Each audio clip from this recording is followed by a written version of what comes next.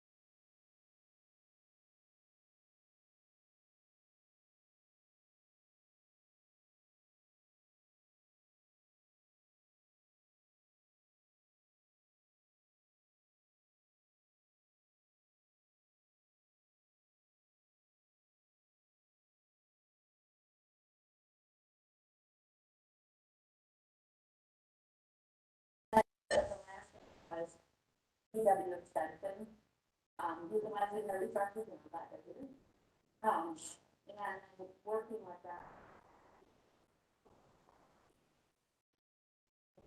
They're gonna help us do a real colors test that helps, they're trying to see what can put in more.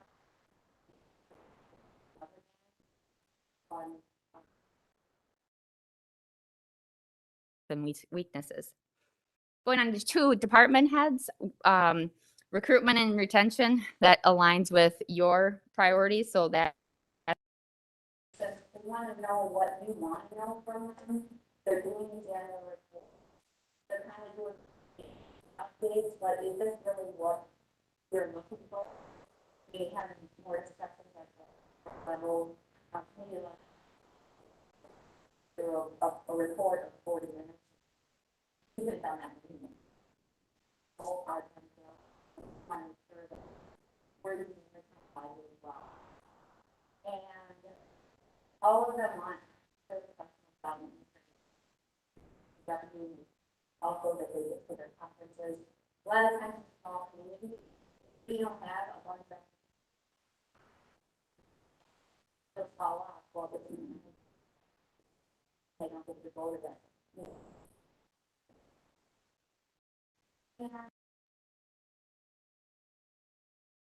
in that sort of, there's not a ton of standardization across the county, which we can work on getting things documented in, like, this is how it works.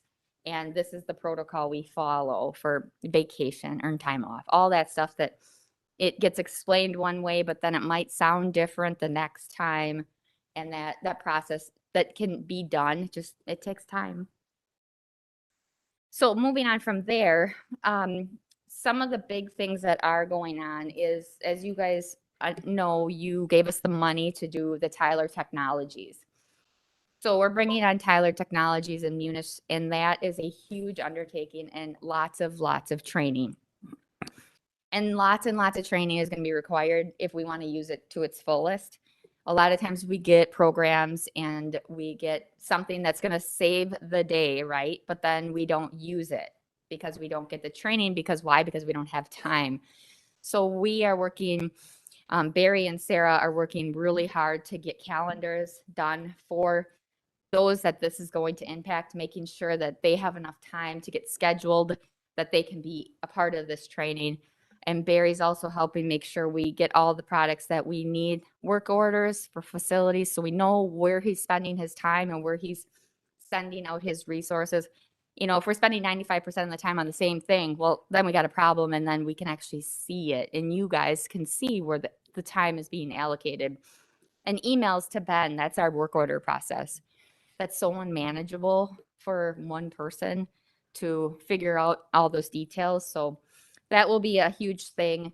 So budget, payroll, general ledger, capital asset management, purchasing and procurement, asset management, like the physical asset management. So we know what we have and we know when the warranties are up. We can keep a good schedule on that, as opposed to, I have no idea where that paperwork is.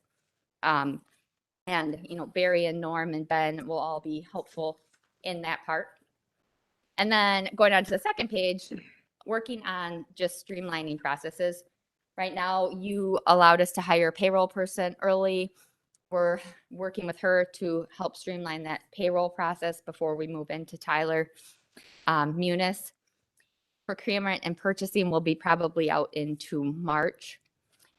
We're looking at the physical office space. Does what we have make sense? Because we're going to be here another 2 years. So let's set it up for now instead of wait. You know, we oftentimes are like, oh, we're going to move, but we have a significant amount of time left here. So we're like, the people that are going to be impacted are talking about where they're going to be moved. It's not like me saying you're moving.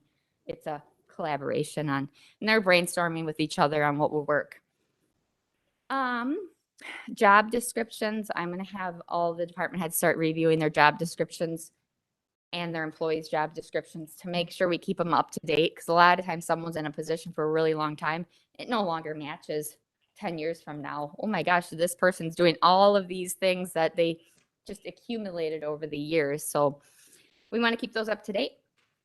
And then going on to policies and procedures, just making our policies and procedures user-friendly, like easy to find. It's like a lot of times people call Michelle, my Michelle, and like, where is this?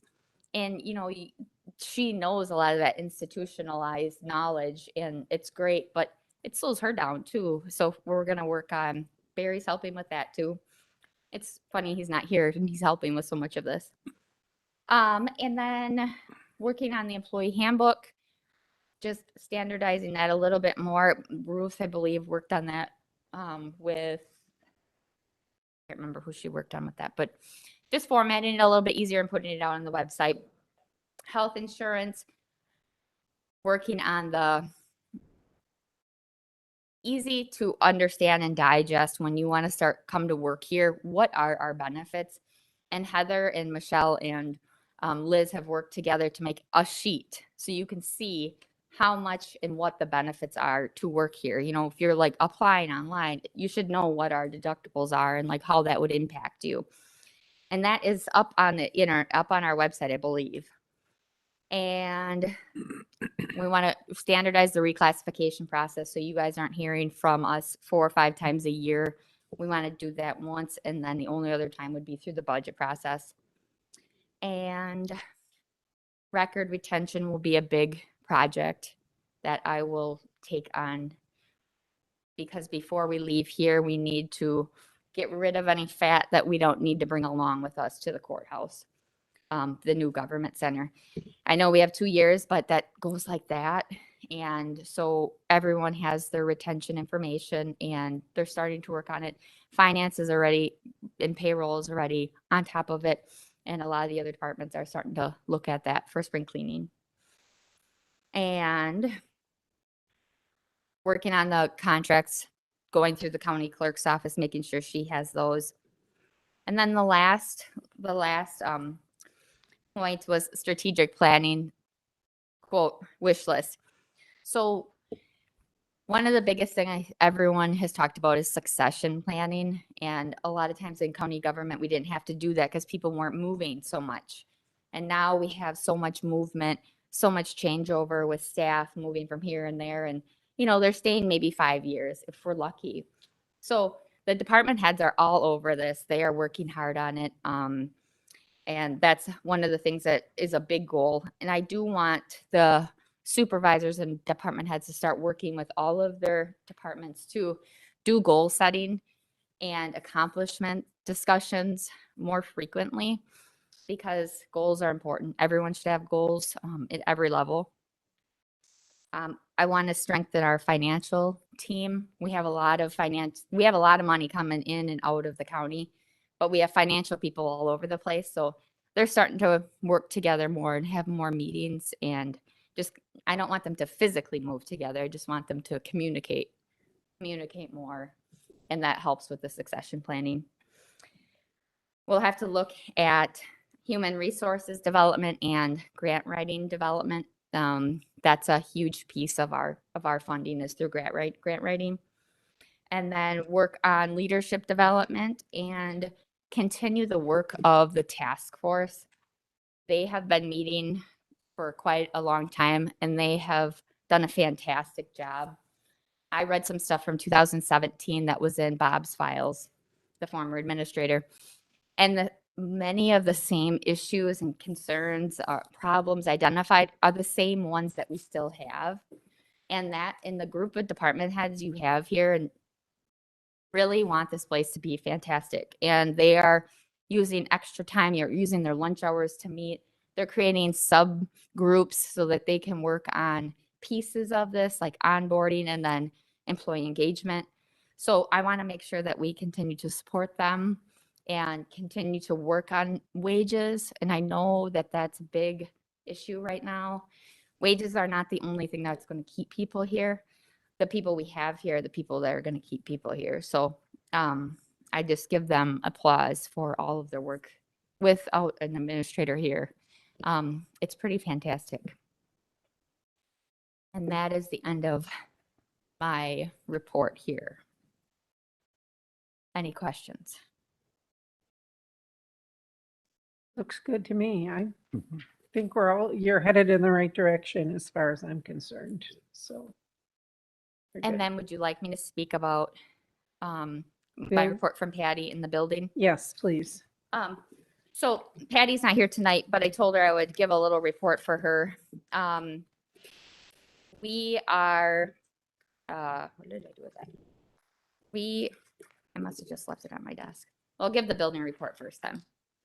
So where we are with the building is a bid packet went out last week. We have 4 bids back and they're looking at those tonight and they're coming, or today, and they're coming back tomorrow for buildings and grounds to give us a recommendation.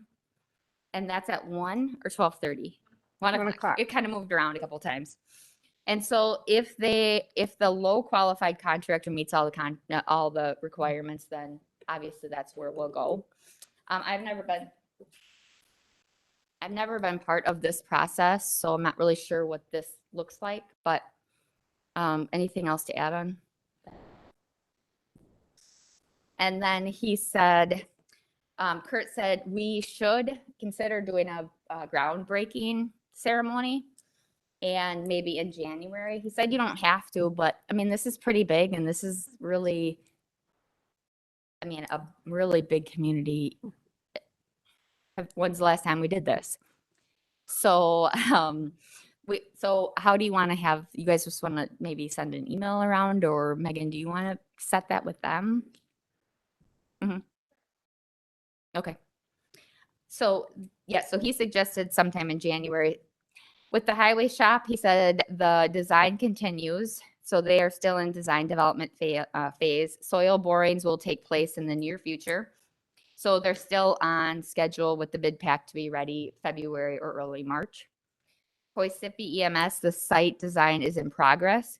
They expect to be completed sometime in January. The EOC Evidence Garage, the design for this project will begin once the government center bid documents have been completed. And the Watoma EMS, he'll be discussing site selection with the committee tomorrow and bring that back to the board in January. So if you have any questions now, or you think of them over the evening between now and noon, if you want to email me or Donna, we can follow up with any of that. And then COVID is not getting better. There's like 18 or 19 cases in Wisconsin of the Omicron. We don't know if any are in our community. She didn't know. They're only doing like 5% like testing. So that's all I know. We just know that this is more contagious. We don't know that it's more deadly. The hospitals, she said, are still overrun with, not enough staff. And we've had 3 people out on COVID within this last pay period. According to the president today, the Wisconsin is one of the states that they're going to be sending military medical people to, I believe, Bell Health in Green Bay, because they are shorthanded. And what else? I think he's opening 10, or he wants to open 10,000 more places that you can be testing places. There are already, I think, 80,000, and he's going to send or open 10,000 more by the first of the year, they hope. So it doesn't look like it's getting any better. I think it's going to get way worse before it starts to get better, but we'll see, I guess. And I just have to say, from a county employee standpoint, we are doing really well. I mean, we are short-staffed, yes, but we have been doing really well. Employees have been doing really well. There has, the belly aching has stopped. Like, I think people know that if their coworker's not here to work, they have to work extra for that person. And we're already short like six plow drivers. We're short in EMS. So like compounding that would not be helpful. And if you know anybody that wants to, plow some snow, we know somebody that's hiring. Yes, we do. But that's all I have. And I attended a Wisconsin County Highways Association meeting, and we are by far not the only ones that are having problems No. finding plow drivers. It's everywhere. So Larry, did you have your hand up? Yes.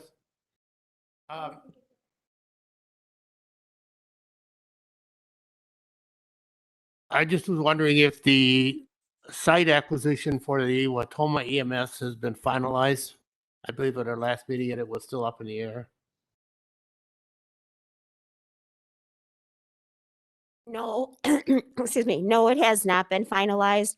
I'm waiting to hear back from the architect about what parking spaces we would need if we added parking to the area that had been reserved for an extra jail pod, because we think that that's not going to happen anytime soon, if ever. So if we put parking there, I'm not sure how many spaces we need. So we have not finalized that. I'm hoping that they have that information for us tomorrow. They were working on it. We made an offer on that land, purchase of that land, right? And Well, we did, and it was not agreed to. They wanted us to purchase 6 lots instead of 4. And so we did not counter on that. And so then we talked about offering on just 2 after we closed on the highway property. We have a signed offer on the highway property, but we're not doing the closing on that until after the first of the year at the request of the landowners. And so now we're trying to figure out how many parking spaces we need so we know how much extra land we need out at that area. thank you. Yep. Unless we want to build a parking structure. Oh, there you go. Kurt said he'd help us with that. Anything else? Thank you. Good report, thank you. Next, we have UW Extension Annual Report, the Area Extension Director, Adam Handy, and the department staff. Really, really short. Thank you, Adam. I try. Because, right, so this is the extension staff's annual report. So for those of you who don't know me, my name's Adam Haiti. I'm the area extension director, area 14 for about another month or so. And I will be in area 13 and a new person will be starting mid-January. Just all the paperwork's in motion. We just can't say who it is yet till the contracts are signed. But I do want to start by saying thank you for all your support you guys have given us. This past year has been very crazy, as you guys know. We started the first half of the year telecommuting, and you guys were all gracious to work with us and how the state works together with the county, which I think really highlighted our partnership that we have here. You guys were in some transitions. We were in some transitions with where we were sitting at in my position. But we were able to really come together and still get some things to move forward. One thing I want to highlight is we have right now posted a regional crops and soils educator that will serve Waushara County. So that position closes on January 3rd. If you know somebody that would be good for that position, please let them know and tell them to go to our website and apply. There's some possible opportunities for a commercial vegetable specialist at Hancock with some of the research there. And talking to the committee, it's another thing that you guys help support. So hopefully that'll end up moving forward as well. Overall, the staff has been excellent. You know, the whole telecommuting, are they doing their work or not? 4-H programs will continue to move on. You'll hear about those things. Lots of things were happening in with married families and all kinds of good things. We had Foodwise was really starting to get up and going. We had a Foodwise coordinator, then left at the end of the year. So now we're also in transition for a Foodwise coordinator that serves Waushara, Green Lake, and Marquette County. We're moving forward to hire that position back, but we still have Julie Roseberry, who's shared with Adams County, doing a lot of great teaching in the schools here in Waushara County.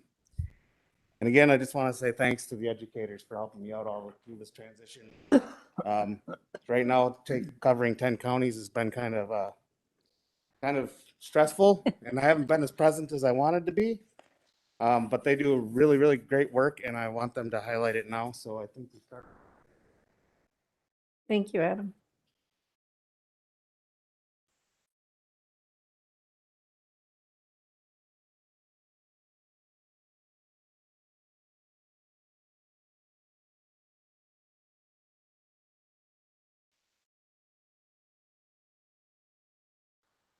For those of you that do not know me, my name is Heidi Hensel Buntrock, and I am the 4-H educator serving Waushara County.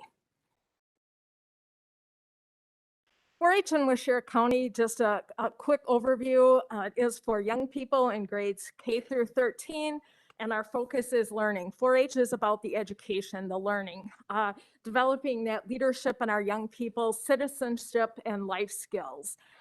We have 14 4-H clubs with 275 members. It is down this past year.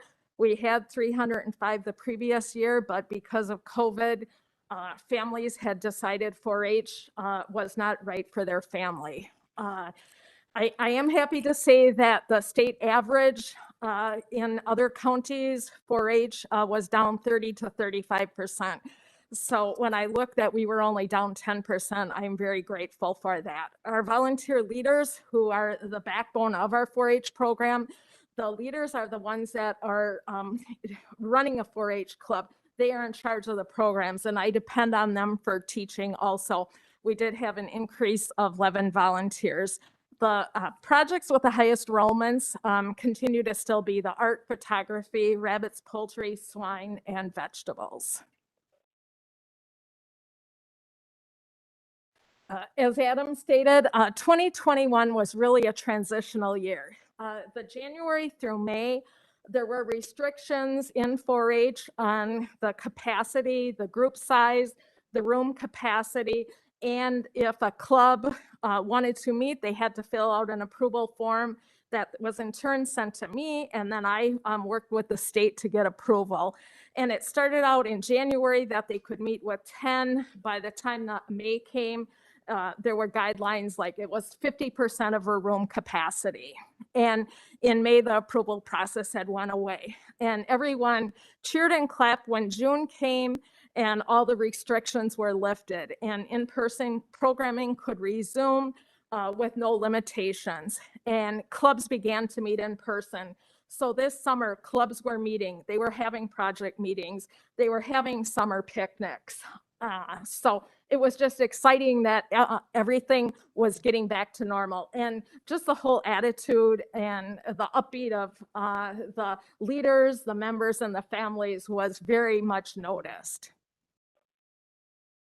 So in January through May, as I said, clubs and committees were meeting virtually through Zoom.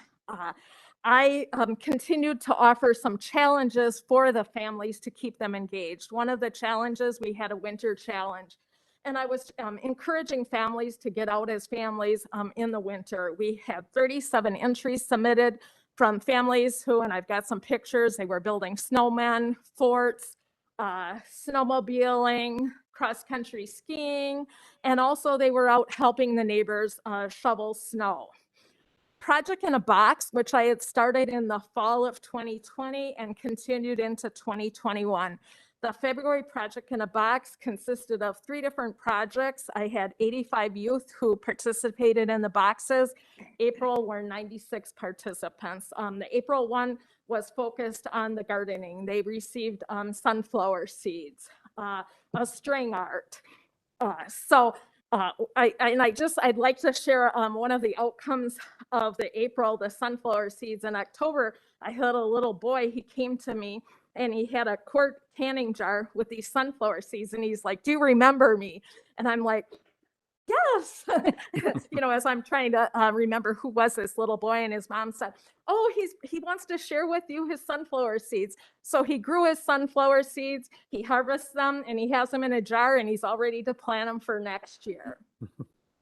And community service projects, since clubs were not able to participate as large groups, many families were doing community service. As I said, the roadside cleanup, shoveling of snow for their neighbors. So 4-H was still in session, albeit in a different aspect.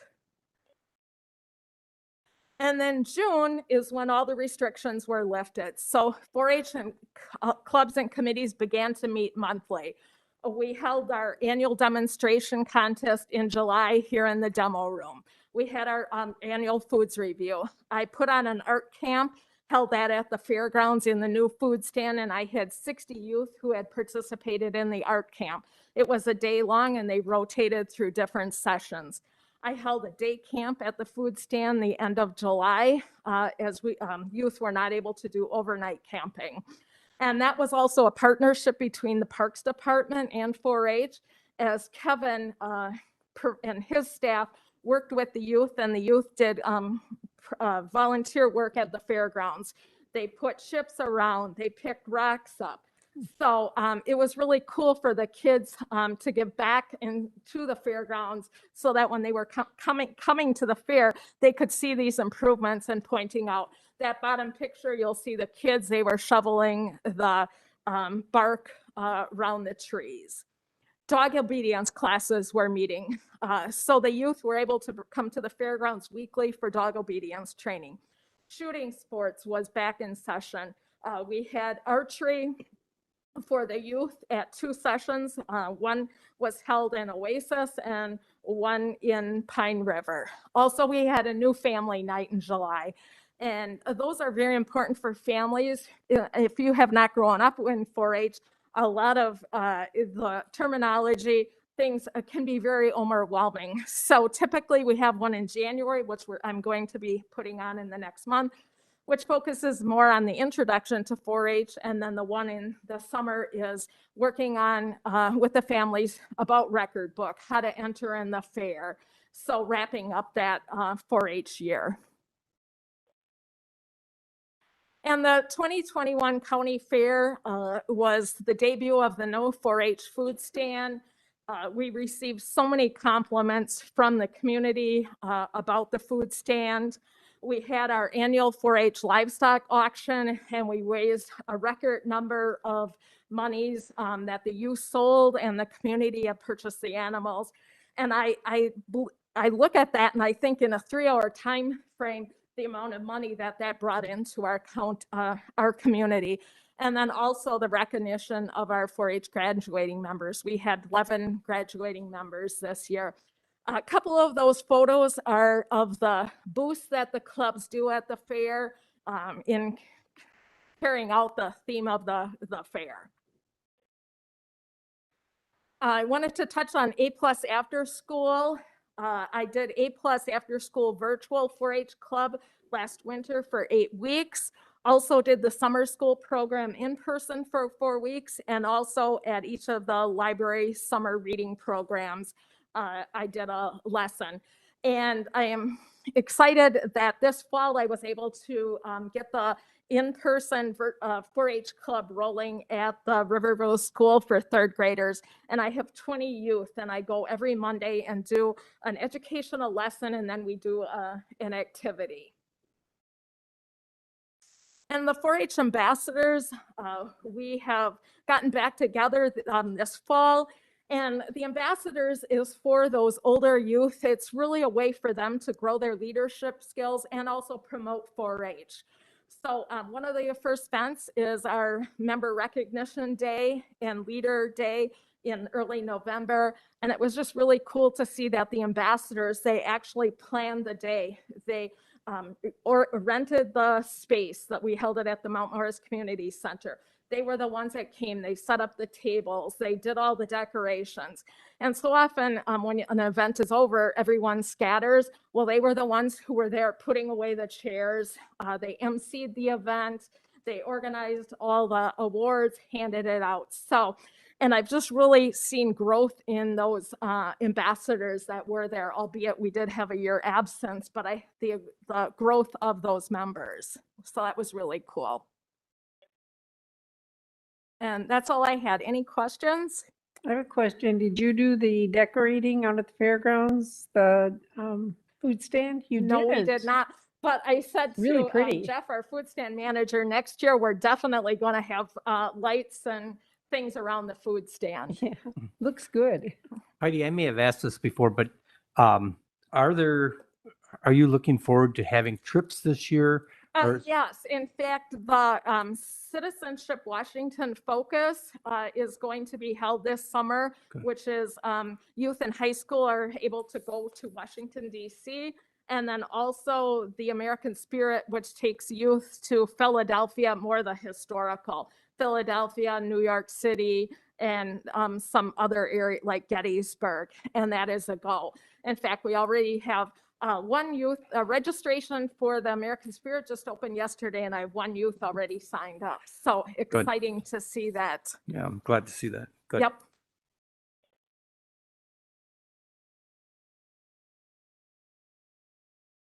Hello, everyone. I'm Mary Ann Schilling. I'm the Health and Wellbeing Educator here in Waushara County. Thanks for having us tonight. So this past year, I held a variety of educational programs. Just like Heidi, it was both virtual and in person. And I continue to offer some hybrid opportunities or options. So the program areas that I cover include financial security, healthy eating and active living, overall well-being, and healthy aging too. So what you see in these pictures kind of represents the variety that we've seen this past year. I've offered encouraging financial conversations via Zoom, and that has been attended here in Waushara County by Human Services and CAP Services staff. Our Reach Waushara Wellness Coalition, I co-lead that. I co-led it with Brenna Root. She left, and now Allison McCormick is our vice chair, and I'm the chair. And we have met both via Zoom and now in person, and I offer Zoom.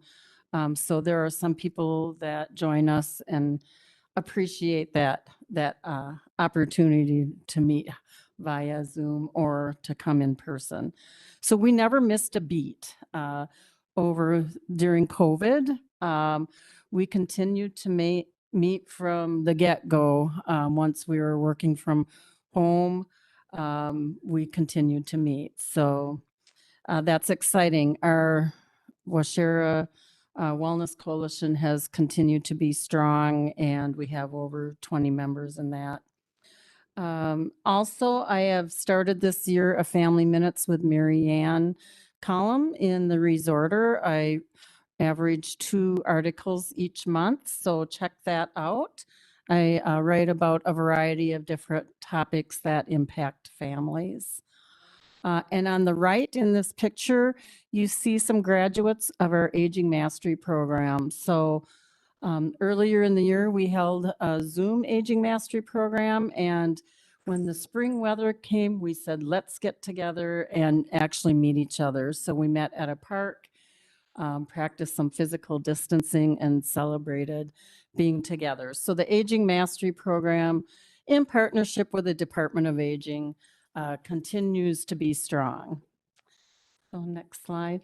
So in this past year of 2021, I had 403 participants. So that means 403 people that attended classes, and contact numbers mean some of those people, of course, attended more than one class. For example, our Aging Mastery program has 10 sessions.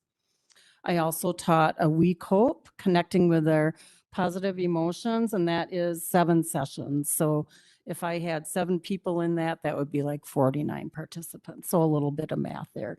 So I had 131 different sessions of classes throughout the year, just to give you some numbers. So some of the classes I teach are youth health and well-being programs. One of them I've mentioned in the past years is our Girl Power. That's a self-esteem and prevention program. I started teaching that virtually in early spring, and it was challenging. So I really feel for teachers if they were trying to teach virtually, because for me, just to teach for 45 minutes, it was tough. I couldn't see all the girls in the classroom. There was a staff person in there who was amazing to work with and really helped to get the activities continued during that time. And so once the weather warmed up, we met outside, and it might have been a little chilly, but it was worth it. So in that program, the girls are learning how to support each other and how to make healthy decisions. basically how to say no to unhealthy decisions too. Other youth programs I hold at the A+ Summer Camp, Laura McCulley, the Foodwise coordinator, and I taught nutrition to grow on. As you can see in the picture on the right there, every student received a planter to take home.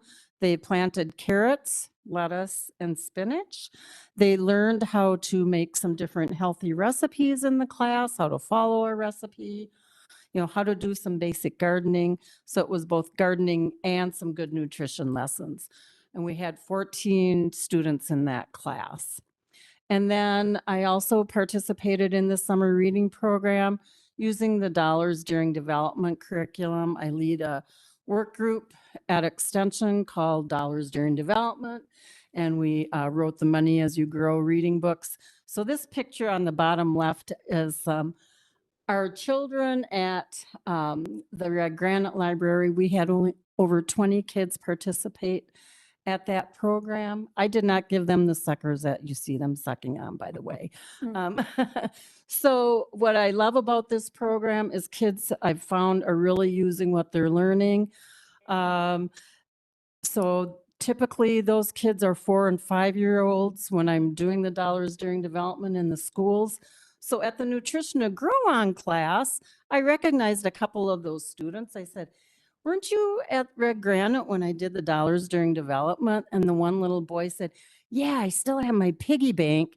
And he said, I have $500 in my savings account. And I started it with that piggy bank. So that piggy bank was from 4 years ago when he was at Red Granite Elementary. And now he was at the middle school Nutrition to Grow On program. So it was very exciting to hear that. Okay, so the next slide, please. All right, so then for adult health and well-being programs, I teach a variety of programs throughout the year. On the top, you see our Aging Mastery program. We actually finally got back together in person this past fall, and we had 15 people participating in that program. And by the way, I won a national award with our Family and Consumer Science Association, and I just got that award today. I should have brought that along with me. So look for something in the Argus on that. And it was for the Aging Mastery Program, Alleviating Ageism. So a colleague of mine that is in Kewaunee County and I wrote for that award, and she also teaches Aging Mastery. So it is going gangbusters. It's still a strong program in partnership with the Department of Aging, and we're offering it at least once a year. I mentioned earlier the We Cope, Connecting with Our Positive Emotions. That's a program I taught this past year twice, and it is a 6-week program on increasing a person's just mental health and well-being through practicing gratitude and mindfulness. I'm also we are offering our monthly Lunch and Learns on the last Tuesday of the month, except now in December. We had it last week, and those Lunch and Learns are very popular. And what we hear from those participants are, it feels so good to get out of the house. Seriously, I think we could teach anything and they would come. They want to get out, they want to connect with each other. They want to be together. They want to have conversation. It's a relief for them to get out of the house and to do something. So we have a variety of topics. We combine hands-on learning with education. So for example, this one here, Heidi provided some beautiful herbs, and we talked about herbs and spices, low sodium cooking. They made a vinegar and an oil with herbs infused in them.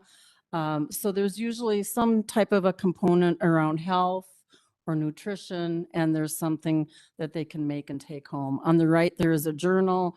We talked about journaling and the health benefits of that, having that attitude of gratitude. So a variety of those programs.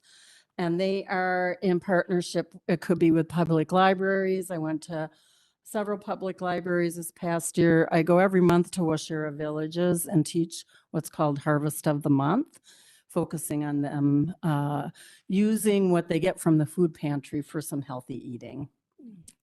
Okay, thank you.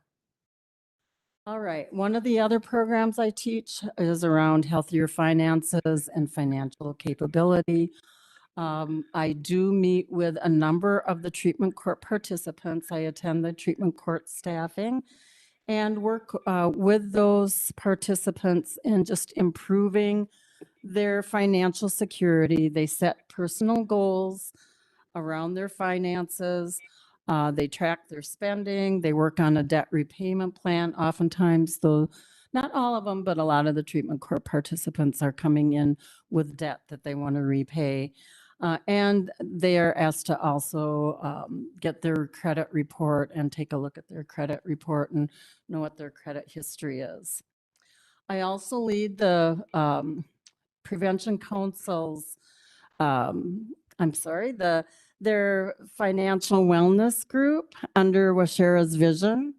And we meet to really encourage awareness of financial security in the county. For example, we put some articles in the newspaper under the Waushara Prevention Council just around finances. We will continue the story walk this next year. It was at Bird Creek Park. We will relocate that to Cruiser Lake Park this next year. And that story walk really focuses on children's books, popular children's books that teach money concepts. So there are a variety of different activities going on around financial wellness in the county. I will also present on our Foodwise program. Our colleague, Julie Roseberry, wasn't able to be here tonight, so I will cover the information that Julie sent to us about Foodwise. So Julie works part-time here in Waushara County, and also part-time in Adams County. And most of her work is either at the school or with Head Start. So she covers those two areas. Thank you. So her data that she's giving information on goes from October 1st to September 30th of this year. That is their fiscal year. She had in the direct education, she had 150 participants that attended 84 sessions. She had a total of 31 hours of direct education time. As you can see, she had a variety of delivery methods. Face-to-face was about almost half of what she did. And then a mix of online and face-to-face education, and also webinars or more online education that she provided. And then this just shows the demographic breakdown. So you can see there's a variety of gender, pretty much almost 50-50 between male, female, or unknown. As far as age, most of the age group that Foodwise here in Waushara County works with are youth. There are some adults, maybe like at the food pantry, for example, where she'll provide some education and information there. There's the race breakdown there, and then also ethnicity. So a good percentage of the students she's reaching are Hispanic. Over half are non-Hispanic. Thank you. Next slide, please. So with Foodwise, they partner with a variety of other community partners, the A+ After School program, CAP Services, Head Start, and then also Tri-County Elementary and Summer School. So those are some of the places that Foodwise goes to. They also have indirect outreach that might be, for example, providing handouts or newsletters to WIC or the food pantry, for example. So the estimated outreach on that was over 4,200 people, and newly reached audiences about 146. So that is indirect education.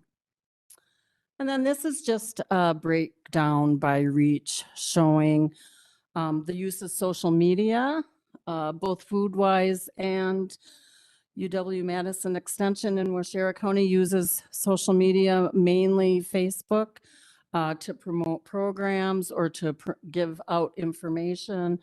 And then there's, of course, also hard copies, handouts, for example, or newsletters that are given out. So that is by activity and then by reach. As far as intervention by reach, there's a lot that's given out on social media. So we frequently will be putting something new out on a daily basis through Facebook, for example. Okay, and then these are just the pictures of Laura, who has gone on to a different position, and Julie, who is here part-time in Waushara County. So any questions about either the health and well-being program or Foodwise? No, okay. I don't have questions, but I do have a comment. I did the aging mastery, and I know Everett and Carol did too, and that's an awesome class. Yes. Yeah. So if Yeah. you know any of your constituents that you think might want to partake of that class, it doesn't cost anything. Mary Ann's a presenter, Mary Kunash is a presenter, and so is Ruth. So Yeah. it's really a good program. I enjoyed it. Carol and I tried it also, and it teaches you, you could reach out as far as exercises, even at our age that we can do it, and yeah. Yeah, and we're having an electives that we're offering on January 10th, I believe. That date is, I could be wrong on the date, but where we're bringing back graduates or letting them know, hey, we're having a couple classes and in addition to the core curriculum. So yeah, it's a great program. And I congratulations was on just your, going to say that. on your award. Yes, thank Great. you. I thought I'd dress up tomorrow and get a picture taken with it. Oh, All right, thanks. Have a good evening. thanks, Marianne. Thank you, Heidi. All right, our next report will be from the Clerk of Court's office, Melissa Samso. Good evening. How is everyone? Just Very good. fine, thank you. This is going to be nice and short and sweet. Hopefully. So the staff of the Circuit Court and Clerk of Court's office are, of course, Judge Dutcher.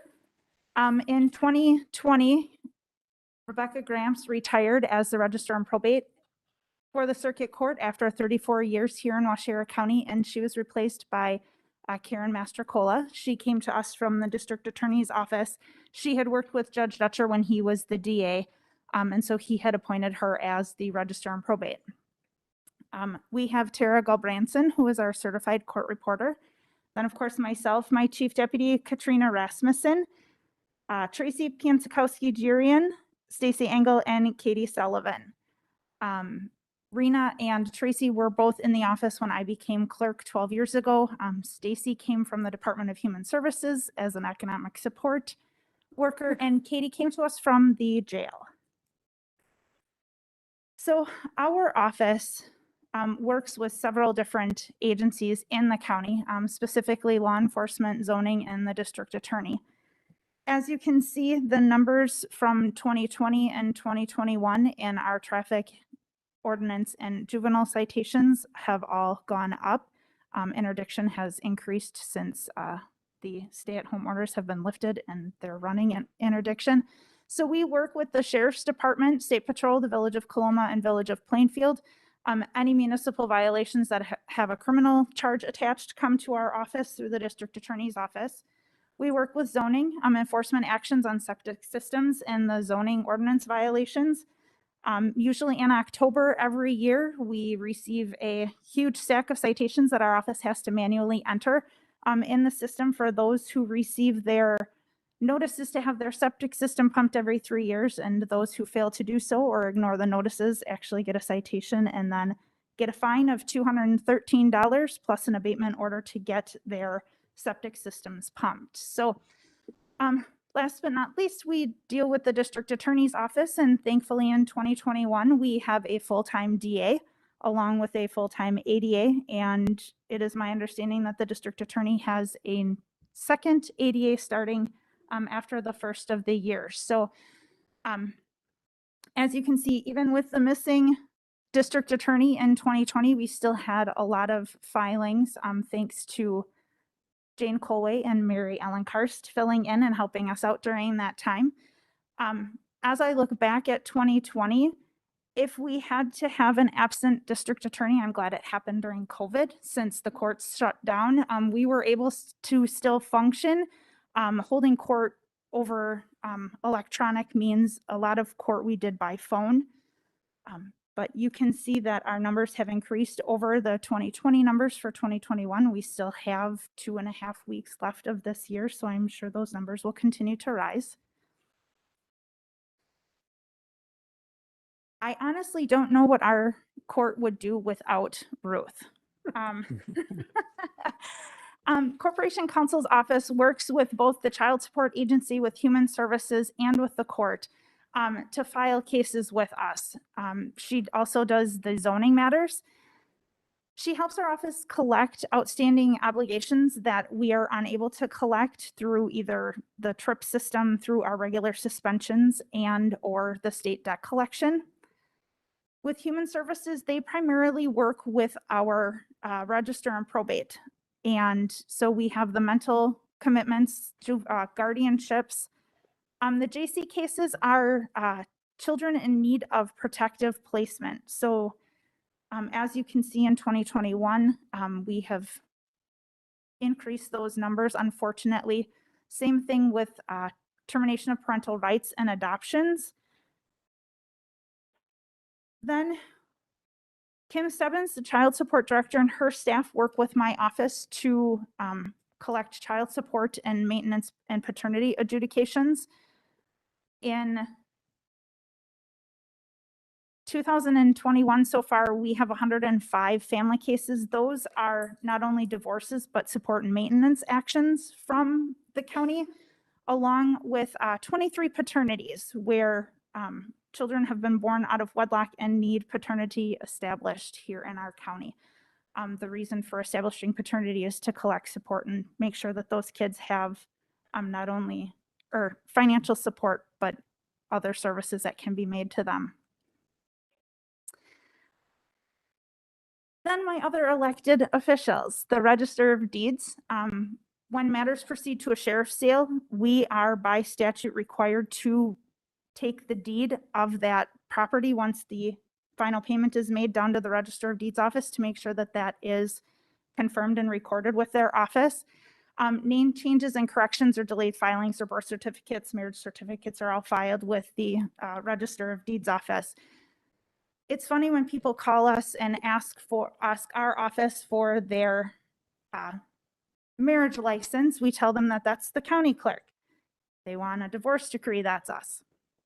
So treasurers, we deal with them at the month-end reconciliation every month. By the 15th, I have to have my reports to the treasurer's office where they take the money and split it between what needs to be sent to the state and what remains here in our county coffers. So the county clerk's office, we deal with when they are issuing their marriage licenses. A lot of people have to come to our office and get certified copies of their divorce decrees because they need that in order to prove that they are not married so that they can get married again. And then we also work with the county clerk's office for Springbrook and vouchering payments. We have started using the P card to pay some of our bills using that avenue. And we're finding that some of our attorneys actually for court-appointed attorney bills will take payment by credit card without charging us a fee. So they get their payment sooner and we don't have to voucher it through the system. So then other entities that work with our office, we have private bar attorneys. They can file any types of cases, including civil and small claims, probate, along with some family cases. Family law is something that I would take 100 criminals to one family case. Those seem to last forever. In the civil category, those are foreclosures. We have injunctions or restraining orders. We also service pro se litigants. So those are people that are coming to court without an attorney. They can file anything in our office. We cannot deny a filing. The only way that our office can deny a filing is if they don't pay a filing fee, and the filing requires that to be paid. So some of the things that they're able to file are their wills. We have John Doe's or JD's. Those usually come out of the prison system. Pro se litigants also file probates for estates and family cases, small claims. The civil injunctions that are done pro se are usually injunctions. So then we have cases that come from the state of Wisconsin, like tax warrants. The UC filings that you see, those are unemployment warrants. We have foreign judgments, construction liens.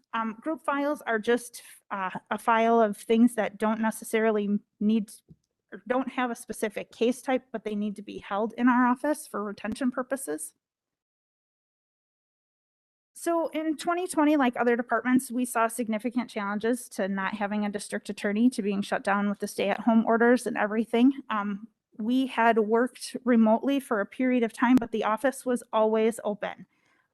We had gone through the court calendar and had people working from home, people in the office still doing court and things of that nature. We had implemented a COVID room and social distancing. So we had, I went back in my office. We had someone working in the vault. There were 2 staff members further than 6 feet apart in the office. And then we actually had a person down in what would be the court reporter's room when the second judge comes next year, or next year. A person, we rotated every 2 weeks.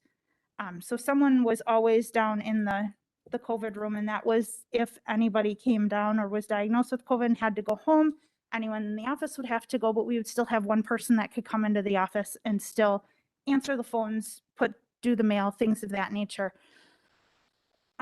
In 2020 and even part of this year, we still held jury trials. Thanks to UW Extension. They're all gone now.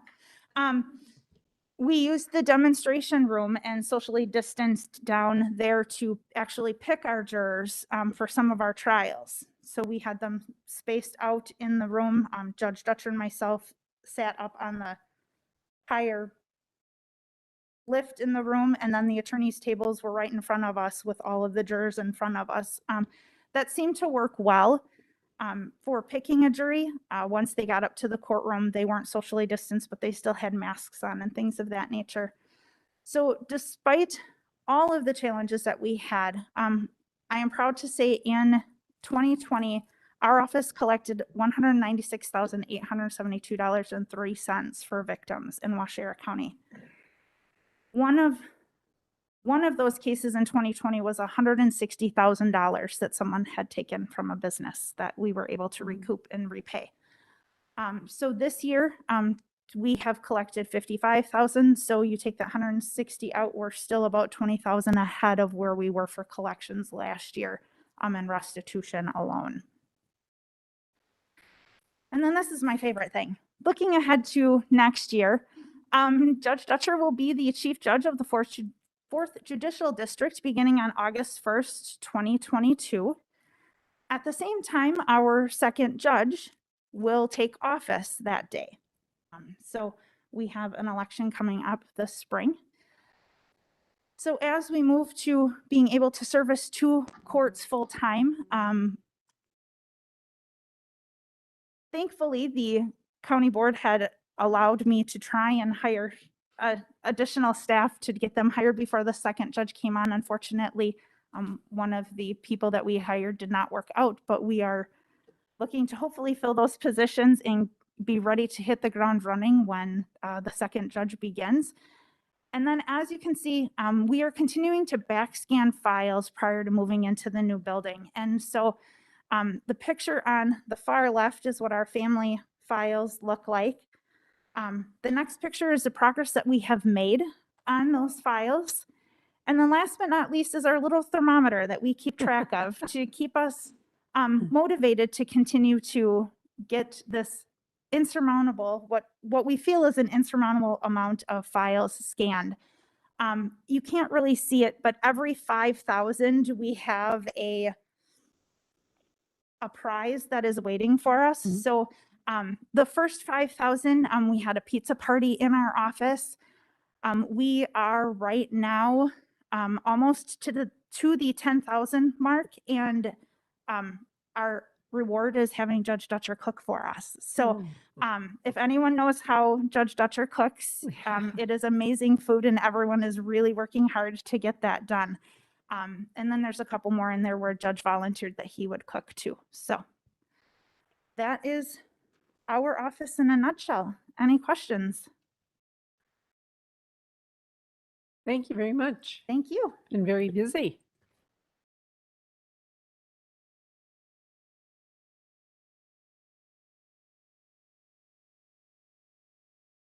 Okay, next we have consideration possible action on the following resolutions and ordinances. Resolution number 53-11-21. A resolution authorizing Waushara County to enter into the settlement agreements with McKeeson Corporation, Cardinal Health Corporation, Bergen Corporation, Johnson & Johnson, Janssen Pharmaceuticals Incorporated, Ortho McNeil, Janssen Pharmaceuticals Incorporated, and Janssen Pharmaceuticals Incorporated agreed to the terms of the MOU allocating settlement proceedings and authorize entry into the MOU with the Attorney General. So this is the first part of the opioid cases. There still is 2 different settlements working their way through bankruptcy court, where we would get payments, structured payments through the bankruptcy court. And then there still is outstanding cases against pharmacies and other distributors. But so for this set, this is the big 3 distributors and J&J. So this will be, the distributors will pay a maximum of $21 billion over the next 18 years. After the settlement is all approved by the courts in January, there will be some talk about how maybe we can monetize some of that and get some of that money up front and not have to wait the whole 18 years. J&J will pay to $5 billion over 9 years. Of this, approximately $22.8 billion of that is going back to the state and the local municipalities. Of the funds going to our state and the subdivisions, 85% of it has to be used for abatement issues. And there's like a 5-page list of different activities that you can use for abatement, from treatment to peer support to recovery centers to sober living houses, all different kinds of things. So there is all kinds of things with that. In Wisconsin, it looks like we are going to have 100% participation in the settlement. So that is 64 counties, I believe, and 6 villages and cities, which is good news for us because that means that our allocation will stay approximately the same. If anyone dropped out, the amount of money coming would be different. And the other good thing in Wisconsin, which is not happening in all of the states, is that we have statutory language that says how the money is going to be split up.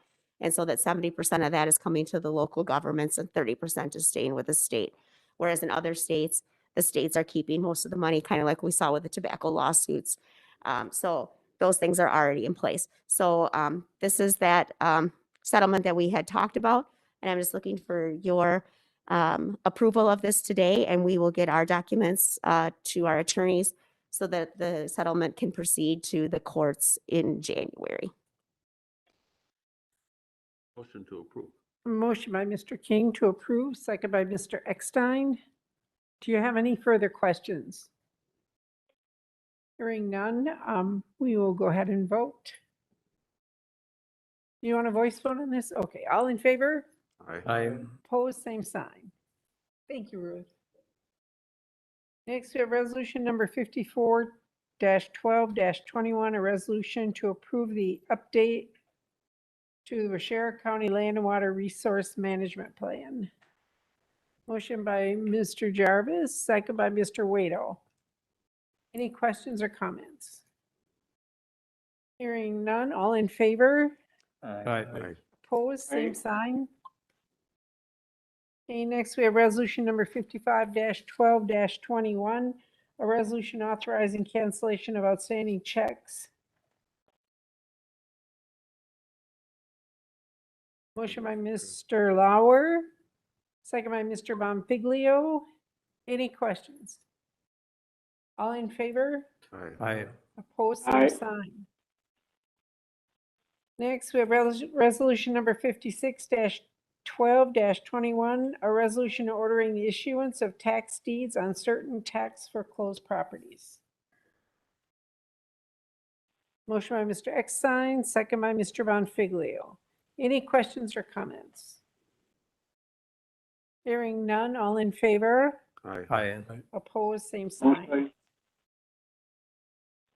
Ordinance number 668, an ordinance amending the Waushara County zoning maps pursuant to the authority granted in Chapter 58 Waushara County Code, Zone Change, Beach House Rentals LLC, Town of Springwater.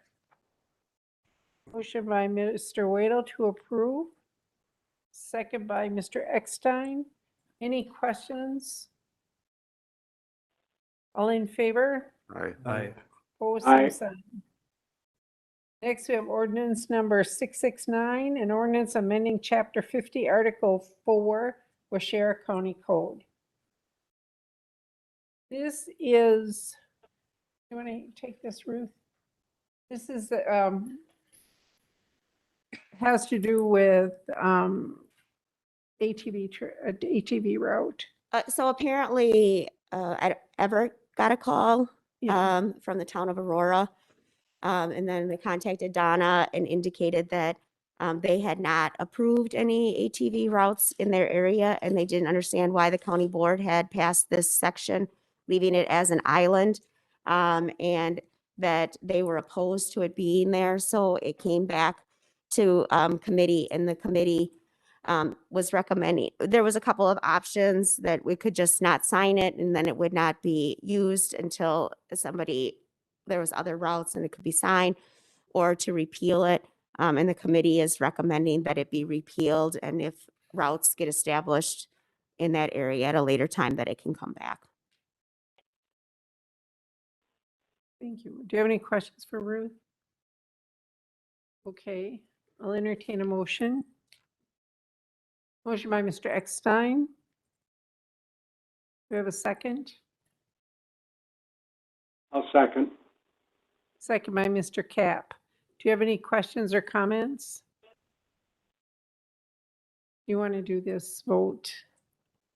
Or, yeah, we'll do this on computer.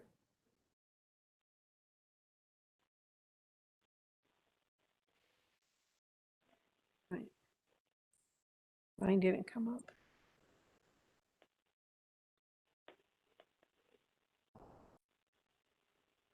And I. Mr. Cap, what is your vote? What is your vote, Mike? Vote for lock. He seconded it, so I'm assuming. Okay. Yeah, there you go. Thank you. And mine's an I. Okay. That has passed. All right, next we have an appointment to the Board of Health, Patti Miller from Wautoma. Her term will be January 1st, 2022 through December 31st, 2023. Motion by Mr. King, second by Mr. Jarvis. Any questions? Hearing none, all in favor? Opposed, same sign. At this time, I want to thank Ruth for all the work she's done on the opioid thing, and that was a lot of reading, and I was getting copies of it, and I said, Ruth, are you reading this? Because It was a lot to go through, and I appreciate all your hard work on it, Ruth. Thank you very much. All right, don't forget the decorations are out at the fairgrounds. If you get a chance to drive by, they're very nice. So, I will entertain a motion to adjourn. Mr. Eckstein and Mr. Tim seconded. We are adjourned. Thank you. Merry Christmas. Thank you. Happy New Merry Year. Christmas. Thank you. I'll bring, do you want to hang on to these till tomorrow and I'll come in and pick them up? Then I won't, here, you want this too? Okay, well, yeah, I should be strolling through there at some point.